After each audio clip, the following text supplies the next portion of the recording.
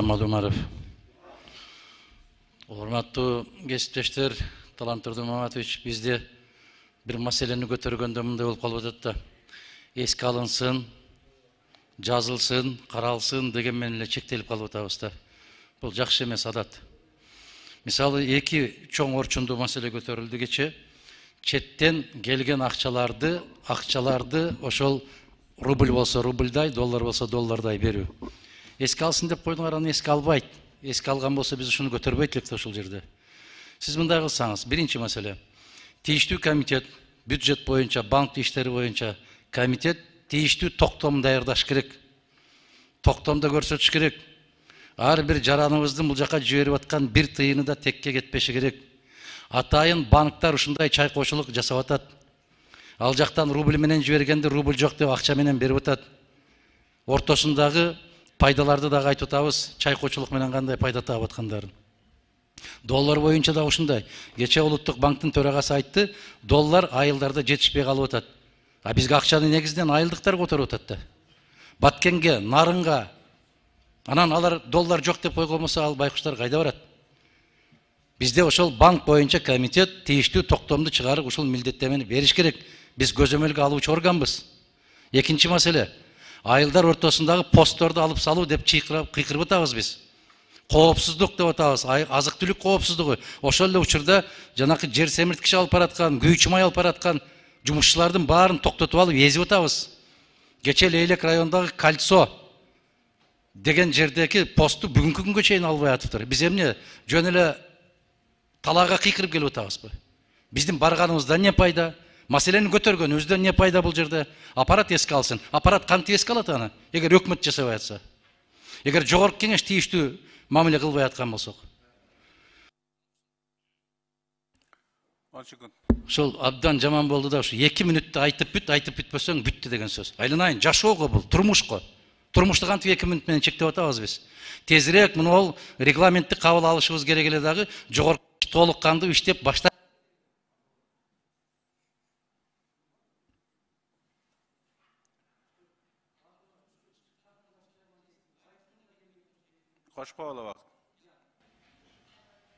Алло, ушул артыңдан бир шайтан кууп келеткандай болуп, ушу айткандан эле уже чыккың деле келбей калды ушу микрофонго. Тездет. Кандай бул? Бул эмне жашоо?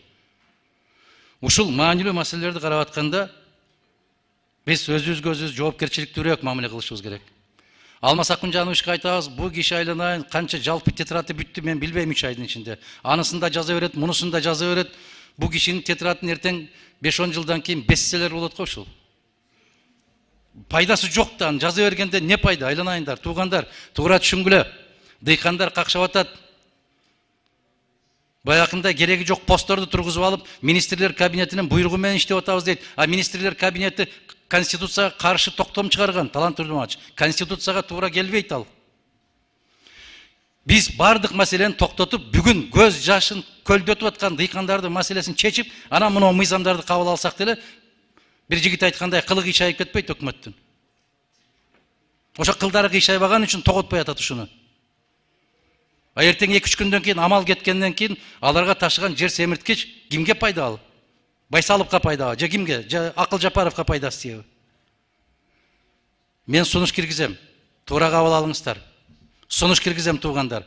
80% дыйкандардын баары какшап кайрылып атканда, алардын үнүн укпай турган болсок, ошол мыйзамсыз коюлган постторду бүгүн алып салбасак, алыстан тишин кирин соруп жүргөн жигиттерибиз, кыздарыбыз ата-энесине жиберип аткан акчасынын толук кандуу ата-энесинин чөнтөгүнө салып бере албасак, эмне деген жогорку кеңешпиз биз? Мунжубузбу, майыппызбы? Кайра күндө кайрылышат алар. А бирок эске алсын менен токтотуп коюп атабыз биз. Сунуш, 2 комитетке ушуну өзүңүз ушул жерден тапшырманы берсеңиз, протоколдук поручение эмес, 2 комитетке сунуш ушундай. Тийиштүү токтомдорду кабыл алып, бүгүн кабыл алышыбыз керек дагы, токтомдун аткарылышын көзөмөлгө алышыбыз керек. Рахмат. Адахан Кимсанбаевич, каршылык жок. Маселелер буга чейин көтөрүлгөн, бир топ биз өкмөттүк күн кылабыз деп белгилеп, бардык маселелерди карайбыз дегенбиз, бирок тилекке каршы жанакы расмий иш-чаралар болуп, кече күнү Алмаз Акунжанович айтты, өкмөт келе албай калды, кийинки жумага жылдырып атабыз. Туура маселелер парламент тарабынан адилеттүү көтөрүлүп атат. Анын ичинде баардык ушул жерде болуп аткан көйгөй маселелер кийинки жумага чейин күтүп, анан өкмөттүн жумушун жана өкмөттүк күн өткүзгөн соң тиешелүү токтом кабыл алып берсек болот. Ошого чейин комитетке кандай маселе болбосун карап чыгыңыздар, урматтуу коллегалар. Мына тапшырма беребиз комитетке. Катышыңыздар дагы комитеттен тиешелүү токтомдун долбоорун токуп, даярдап, чечимди палатага алып чыккыла. Болгону комитет депутаттардын сунуштарын, тапшырмаларын камсыз кылат. Демилге өзүбүздөн чыгыш керек. Комитет дагы коллегиальный органда. Сунуш барбы, сунуштарды берип, комитеттен барып карап, анан токтом долбоорун даярдагыла. Каршылык жок. Аппаратка тапшырма беребиз.